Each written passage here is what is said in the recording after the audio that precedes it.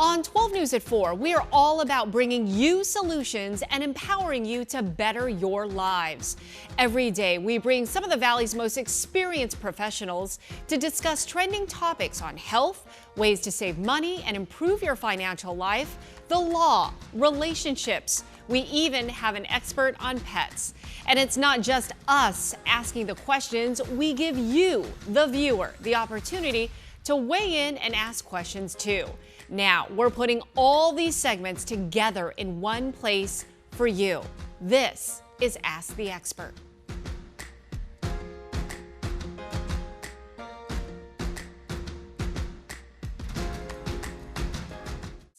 And you know what, speaking of rising costs, the tuition and fees for college have more than doubled in 20 years, leaving many families worried about covering the high cost of enrollment. On Friday, the Biden administration introduced a plan to enhance the transparency of college costs, to curtail unexpected fees, and streamline the financial aid process. The initiative mandates colleges and universities to disclose detailed cost info to prospective students before enrollment and financial aid acceptance. Institutions failing to adhere to the new regulations risk suspension or termination from federal student aid programs. So on this Money-Saving Monday, let's ask the expert, what can parents do financially to prepare for their kids going to college? One way is through a 529 plan. Joining me now is financial consultant Angelica Prescott. Okay, out of the gate, explain what a 529 plan is for those who are not familiar. So a 529 plan allows for you to be able to put money away towards college or K through 12 expenses and use the assets tax-free. Okay, so there are advantages to disadvantages to everything. Break that down for us. So the disadvantages may have some limitations concerning what you could use it for. Okay. K through 12, some type of apprenticeship, college education, and possibly even to pay off your student loans. The advantages are that tax-free benefit, because the only other place you can get tax-free is Roth. So you want to access this no matter what your income level is. Okay, but can you actually withdraw money from the plan to pay for education expenses? Absolutely, and it can even go straight to the institution. You can send it straight to the dean's office and Whoa. pay for it. Yes, and it can change the beneficiaries as well. You can have it for yourself, then change it to your kids, and then if that kid doesn't need it, change it to the next one. As long as it's an account that allows for the beneficiaries to change. When can you start it? As soon as possible. Some people have even opened up college accounts before the child is even conceived. So in the womb, you can open this before account. the womb, Yeah, in before the thought process. Wow. Yes, you okay. can start it, and then you can change the beneficiary to whoever you want to give it to at the time. Okay, so I'm assuming just because you had baby Faye recently, you were already planning for this well ahead. Faye is like 10 years already into her 529. Of course she is. All right, so there are some new things with the 529 plan this year. Explain that. Oh, it's fantastic. In 2024, they allow for you to use, not only for it to be able to pay some of your student loans, but you can roll it into a Roth IRA. FYI, Roth IRAs allow for you to use your money federally and state tax-free. So imagine being able to plug that money in there and use it for retirement. Okay, that's great to know. Anything else? Bottom line? Make sure if you have an opportunity, use this as a vehicle to give gifts to kids. Anybody can sponsor the 529, but anyone can contribute as well. So if you want to contribute to your niece or nephew, you can put money towards their 529 as well. That's so much better and more wisely spent Better than noisy a toy. toys. Yeah, thank you. Exactly. Okay, we don't need the pop-up vacuum, you know? No. Oh my gosh. Okay, great breakdown, Angelica. Thank you so much. So now it's your show. It is time now to Ask the Expert. Here to answer your questions live on the air about a 529 college savings plan is financial consultant Angelica Prescott. Okay, our first question comes from Sarah in Avondale. Do I get to choose how the money is invested? Absolutely. You get to choose between different mutual funds depending on the institution, and you can tailor it to exactly what you're comfortable investing in. Okay, this one is from Kathy from Phoenix.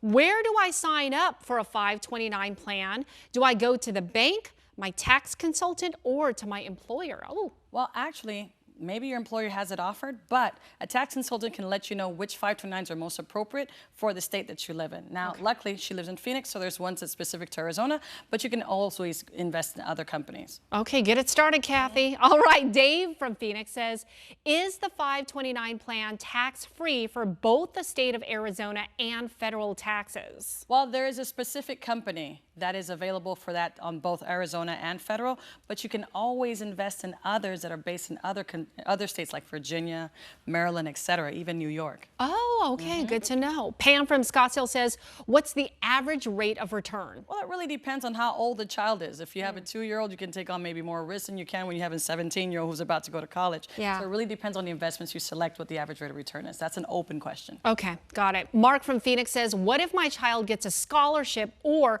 doesn't go to college? That's a very true question. What happens to the money? Well, the college account is still available for K through 12. It's also available for people who are doing an apprenticeship or a study that's specific to that career. They don't only have to use it for college. But if everything is out of the picture, they can always pull the money out. There may be a small penalty that's used. Okay. So it's still accessible. Okay, good to know. And we just got another last minute question. Let's Destiny, go. our producer, tell me in the air. Are there any restrictions or disadvantages? One viewer wanted to know.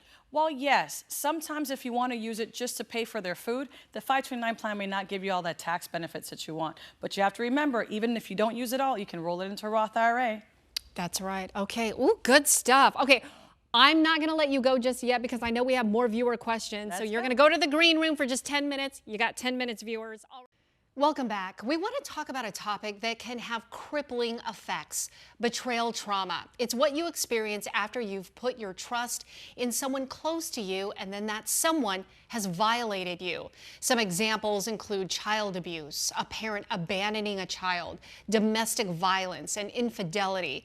According to the National Institutes of Health, between 30 to 60% of those who have been betrayed experience symptoms of PTSD, depression, even anxiety. So on this Wellness Wednesday, let's help you get through this. Joining me now is therapist Juliana Liddon. And Juliana, I remember when we were talking about topics, and you had brought this up, betrayal trauma. And I thought to myself, what is betrayal trauma? But then when I looked into it and saw the examples and experiences, oh my gosh, I didn't realize that was the name for what these people go through. So explain how it's different. Yes. So when you have a strong dependence on someone and you are really, you trust them, you're involved with them, they're your everything. And then you are betrayed by them. It is a true physiological response. It's real trauma. It affects the brain, it affects the body, it affects your emotional well-being. It's not just having a tough time getting through something. Right. So that's how we have to differentiate, is this trauma. Right, And it's much more severe. Yes. So let's go over the signs and symptoms. Yes. So it can be as severe as PTSD. I think most people know pretty much what that is. Right. You can have nightmares. You can have flashbacks. You can have rage. There are so many things that come up with this. And when you're going through it, what happens is you'll be in one of these moments. You'll smell something. You'll see something. You'll hear music or whatever it is. Wow. And bam, you are taken right back to that It's like trauma. a trigger. Yeah. It's absolutely a trigger. Yes, it is just awful. You feel like you're falling down a hole. Yeah, and I'm just curious, you see a lot of patients go through this, which is why we're doing this topic. I'm wondering, what is a majority of their experiences? What do you see them for? So one of my specialties actually is helping people through infidelity. And that's where I see a lot of this. But betrayal, trauma can come up not just through someone having an affair, but it can be from a family member, it can be maybe an employee, work, it can be anything when you've put that, trust in someone. Yeah, it's such a powerful emotion to It go is. through. Okay, so let's talk about therapies, what to do, how to cope. So one of the things that I do, I'm actually a clinical hypnotherapist as well, and I really use hypnotherapy to go back into the subconscious and kind of take those traumas in your face. To go back to that feeling, oh my gosh. To work through it, because the idea is you want to gather and get that information. Where is that trauma? How old is it? And bring it out so that we can heal it. Wow. But there's also EMDR, brain spotting, where you use eye movement. There's lots of modalities, and people need to know this because you can get help. You can heal. I'm just trying to think how that hypnotherapy works, and just That is really hard to go back to that place of origin. It is, but you're in an extremely relaxed state. And so sometimes we have to go back because you've had that wound somewhere else in your life, maybe as a child. Right. So when you are addressing this, you have the opportunity to heal and create a new frame of mind, a new way of being. It's like magic. Well, and I'm wondering, because I'm so unfamiliar with it, and in fact, now I'm thinking we should do a segment. One topic leads to another.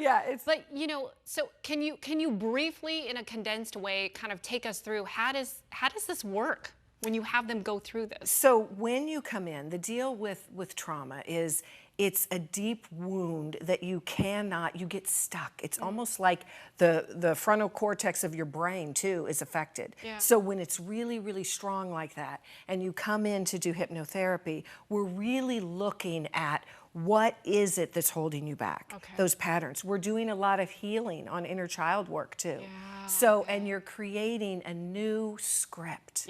And when you come out of that relaxed state, you feel so much better. You're actually assimilating some of that pain and trauma. So you feel like a little bit of healing. Sure. And some closure, but obviously it's got to be just so draining, so emotional. It is, but I'm there to help you through it, and it really is amazing work. That really is so fascinating. Yes, we definitely want to dive in. It's time now to Ask the Expert. Here to answer your questions live on air about betrayal trauma is therapist Juliana Litton. Our first question is from Lisa in Phoenix. How do I know when it's time to talk with someone about it? You know, this is a real thing, and it's a relatively newer topic that the mental health community is really trying to grab onto right now.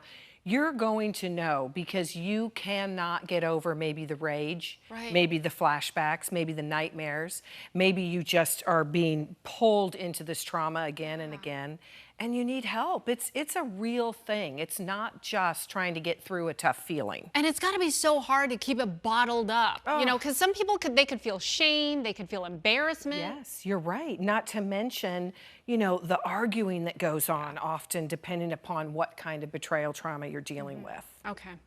All right, we have Jen from Mesa saying this. I was married 20 years and he cheated and just left. He was my best friend. It's been 3 years and I have a new boyfriend, but I can't stop thinking about my ex. I don't want him back. I just can't get over the betrayal. How do you move on with no closure ever? Oh, it kills me. I hear this all the time. That is a perfect example of what I was just saying. And especially when you don't have closure. That is so awful because how are you supposed to come to terms with this when you don't have an explanation? The person doesn't hold themselves accountable, which is one of the first things I do in my office. You have to hold accountability so that you can help the person heal. You need to absolutely reach out and get some help because there are a lot of modalities that can help you move through this effectively, and you can absolutely reduce that trauma. And we touched on it earlier with the hypnotherapy. Yes, we did with the hypnotherapy and a variety of different things, EMDR. Okay, all brain right. spotting. Thank you, Jen, for sharing that with us. I know that was probably very tough for you. This viewer says, what should you do if the person who broke your trust stopped talking to you completely?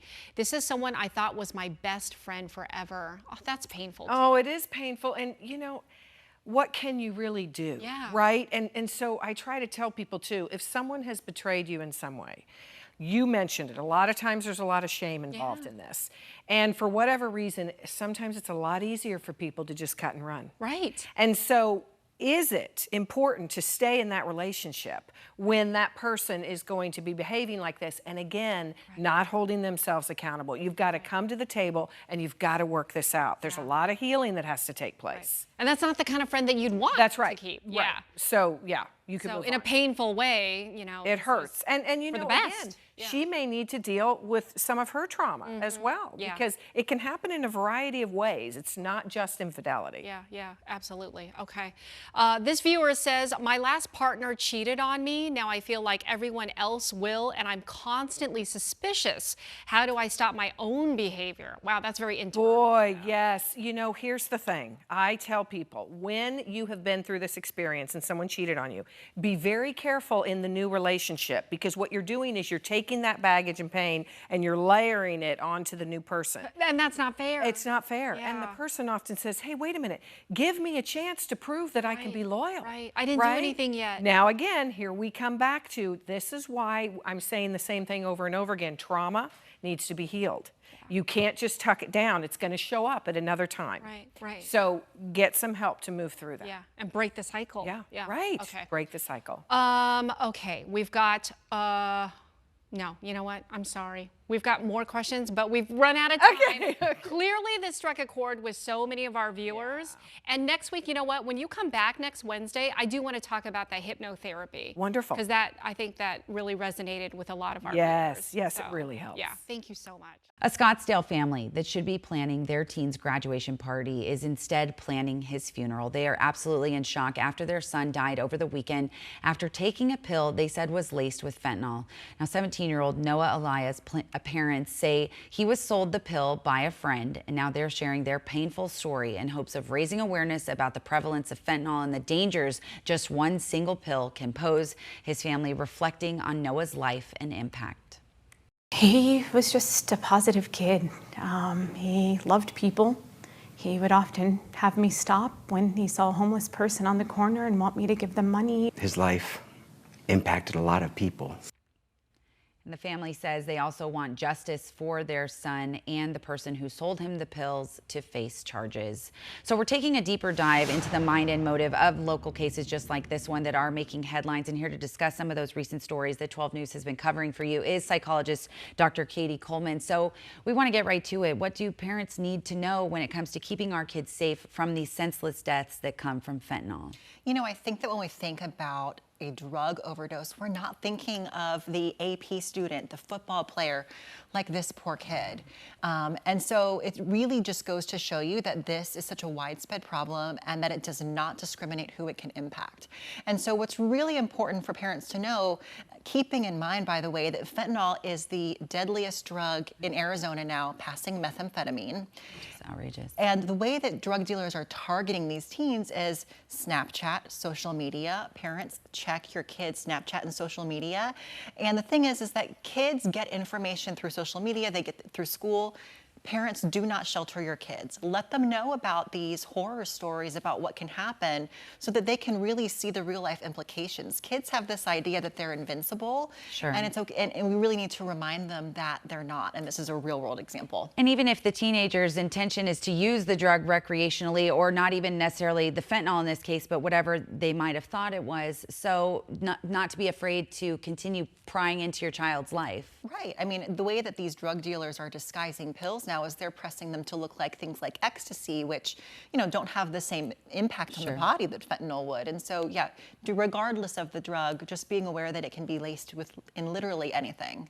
Doc, earlier we talked about this case, and just to recap, police say that a man in Prescott intentionally drove his car into the Yavapai Regional Medical Center. No one was hurt, but police say that Benjamin DeHady was having severe mental health concerns. Now, sometimes authorities will tell us they had a medical episode behind the wheel and it was an accident.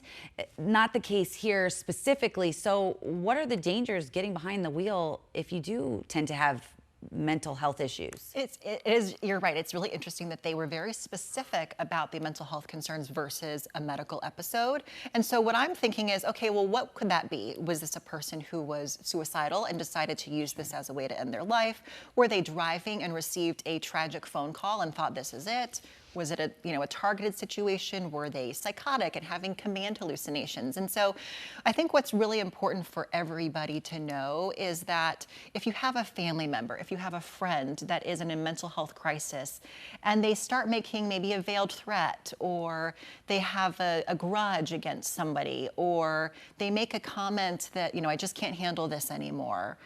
Or they're having voices that are telling them to do bad things, that those are the moments where you need to contact a mobile crisis, contact law enforcement, encourage the use of 988. Using those resources that are available if there are any red flags that surface. So along with that, we know there were plenty of people inside the medical center at the time, and while there was only damage done, what problems could that cause for the people who might have accidentally been in the wrong place at the wrong time and been injured in such a situation? Well, I mean, number one, it's going to cause them to pause, and it could be a traumatic reaction for a lot of the people who were present. And the other thing to consider is, because this is a healthcare facility, is that healthcare providers and healthcare facilities are among the most targeted when it comes to targeted violence too. And so it's a reminder for those working in these types of facilities that if that was the case, that it's a possibility and we need to think about safety. Just be mindful, absolutely. The dangers facing those serving our country. In a story making national headlines, Ryan Larkin was a 29-year-old Navy SEAL who died by suicide. Before his death, he told his parents he believed years of exposure to blasts in the military badly damaged his brain. After his death, a brain examination proved Larkin was right. So it is now time to ask the expert. Psychologist Dr. Katie Coleman is back with us live in studio. So Dr. Coleman, this military member claimed that he got constant feedback from doctors arguing against his rational concerns. So what can patients experiencing this do to communicate and validate their concerns? The good thing is that we're seeing a lot more research now as far as brain injuries go. And, in this case, this was CTE, or chronic traumatic encephalopathy, which is due to repeated blasts or brain injuries to the head. And, oftentimes don't even see symptoms for 10 to 15 years. So, early, just thinking about your brain early on and doing what we can to protect it. That's why we've seen what we've seen with the NFL as far as protecting their brains, and now the U.S. military is really taking a deep dive and looking into this more. Yeah, and because of this story specifically, and if you will share with us some of the common symptoms and some of the behaviors that people might see. We talked about red flags earlier with mental health issues, but this is something even more prevalent that we should be watching for. Well, exactly. I mean, anyone can be prone to concussions or brain injuries. And so typically after a brain injury, you might see things like forgetfulness, memory problems, sometimes difficulties with organization or planning. And then depending on the part of the brain that's actually impacted, you may see things like speech difficulties, sleep problems, and in some of the worst cases, you'll see behavioral problems. So extreme mood swings, anger, impulsivity, and if things get really bad, sometimes even aggressiveness. Okay, and you said, let's exercise the resources and utilize those. We do want to talk about our next topic that does pertain to our mental health and well-being, and it's this year's World Happiness Report. It's out of the United States, and the United States doesn't make the top 20. This is the first time that the U.S. comes in at number 3, dropping due to a rise in happiness among other countries. So when we're talking about happiness and well-being, what's kind of going on with the country, and what can we do as citizens of this country to make it better? Yeah, and like you have up there, really the most impacted age group from this study, or this poll that was done by Gallup, was that people who are under the age of 30 were the most impacted. Under the age of 30, their ranking was like 68 or something like that. Over 60, it was number 10. And so what this shows us is that there's something going on, kind of the younger millennials and younger of what's going on in their life. And when we think about the way that the pandemic impacted kids in high school, in college. Took them out of the classrooms. Right. And the lack of social interaction. And what we know about the human condition is that we need that social interaction. We need that communication and being with people in person, not just through social media, that's huge. And otherwise we feel lonely.